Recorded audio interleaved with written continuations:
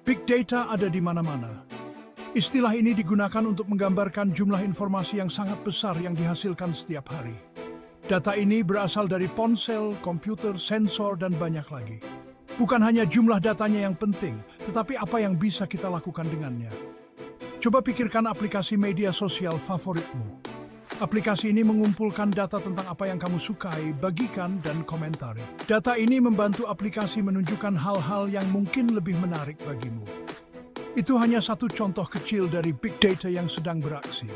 Metode tradisional untuk menganalisis data kesulitan dengan big data. Terlalu banyak informasi untuk ditangani oleh sistem lama. Kita membutuhkan alat dan teknik baru untuk memahaminya. Disitulah ilmu data dan analitik big data berperan. Big data berasal dari banyak sumber. Kita dapat mengelompokkan sumber-sumber ini menjadi 3 kategori utama: data internal, eksternal, dan terbuka. Data internal dihasilkan dalam suatu organisasi.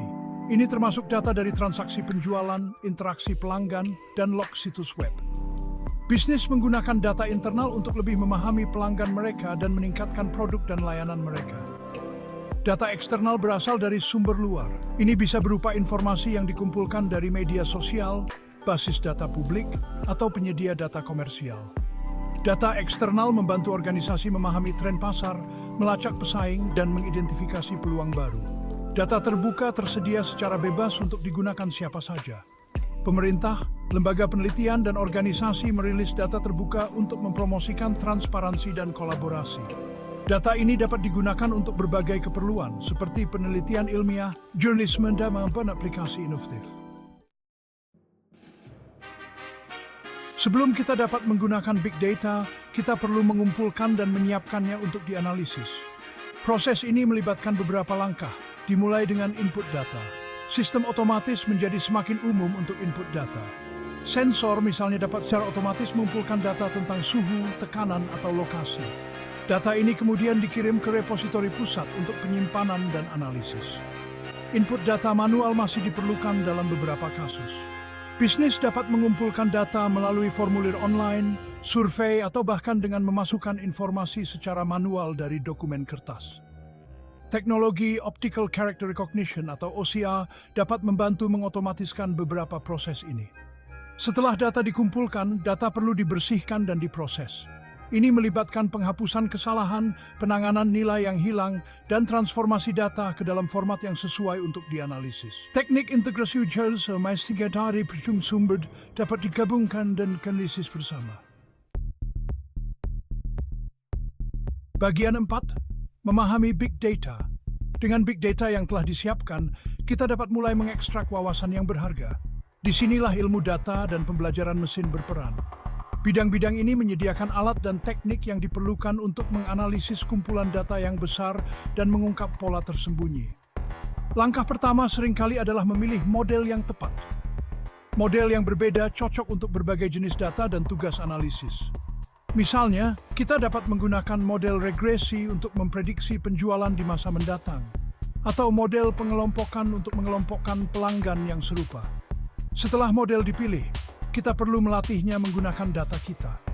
Ini melibatkan pengisian model dengan contoh berlabel dan menyesuaikan parameternya hingga dapat membuat prediksi yang akurat. Teknik validasi silang membantu memastikan model digeneralisasikan dengan baik ke data baru yang tidak terlihat. Setelah pelatihan, model dapat digunakan untuk membuat prediksi pada data baru. Ini mungkin melibatkan pengintegrasian model ke dalam proses bisnis yang ada atau membangun aplikasi baru di sekitarnya.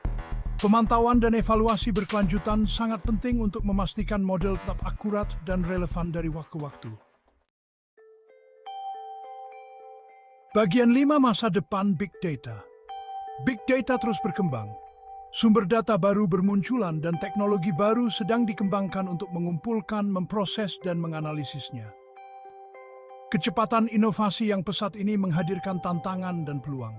Salah satu tantangannya adalah kesenjangan keterampilan yang semakin besar dalam ilmu data dan analitik. Karena permintaan untuk para profesional yang dapat bekerja dengan big data terus meningkat, bisnis dan organisasi kesulitan menemukan kandidat yang memenuhi syarat. Ini menyoroti pentingnya berinvestasi dalam program pendidikan dan pelatihan di bidang ini. Tantangan lainnya adalah penggunaan big data yang etis. Saat kita mengumpulkan lebih banyak informasi tentang individu, penting untuk menggunakan data ini secara bertanggung jawab dan transparan. Kita perlu mempertimbangkan potensi dampak keputusan kita terhadap privasi, keadilan, dan diskriminasi. Terlepas dari tantangan ini, masa depan big data cerah. Dengan memanfaatkan kekuatan big data, kita bisa mendapatkan wawasan yang lebih dalam, membuat keputusan yang lebih baik, dan memecahkan beberapa masalah paling mendesak di dunia. Dari meningkatkan hasil layanan kesehatan hingga mengatasi perubahan iklim, kemungkinannya tidak terbatas.